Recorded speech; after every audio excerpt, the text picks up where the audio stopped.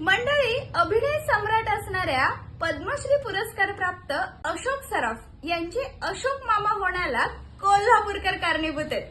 कसं? त्याचं झालं असं की कोल्हापूरकरांना एखाद्याला सर किंवा मॅडम म्हणण्यात फारशी आपुलकी वाटत नाही. कोल्हापूरकर थेट नातं जोडतात. असंच काहीसं अशोक सराफ यांच्या बाबतीत झालं. एकदा कोल्हापूरमध्ये एका चित्रपटाचं शूटिंग सुरू होतं. त्यावेळेला अशोक सराफ यांच्यासोबत कोल्हापूरची सुद्धा काही मंडळी होती.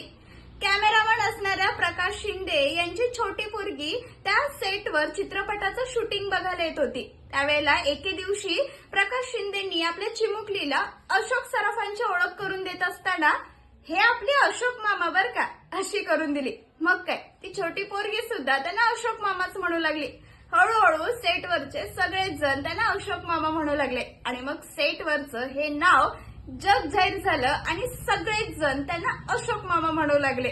एकदा मिश्किलपणे अशोक सराफ म्हणाले सुद्धा की कोल्हापूरकरांमुळे मी मामा झालो, पण माझा कुणी मामा केलं नाही बर का. तर अशा प्रकारे अशोक सराफ यांचे अशोक मामा होण्यामध्ये कोल्हापूरकरांचा मोलाचा वाटा आहे. कोल्हापूरकरांचा विषय का सॉफ्ट नसतोय, तो कायम हार्डच असतोय.